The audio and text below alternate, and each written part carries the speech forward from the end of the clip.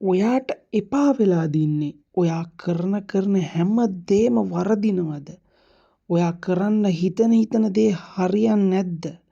ඔයාගේ වටේ ඉන්න මිනිස්සු ඔයාට බනිනවද?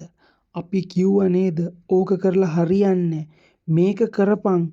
එහෙමද ඔයාටත් ඇහෙන්නේ?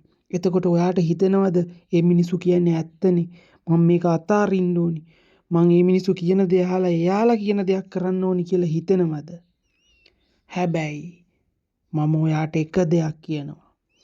ඔයාට වැරදිලා එක තැනක් එනවා එක පොටක් පෑදෙන. එතනින් පස්සේ ඔයාට දිගටම හරියනවා. අන්න එතකන් ඔයා අමාරුවෙන් හරි අල්ලගෙන ඉන්න ඕනි.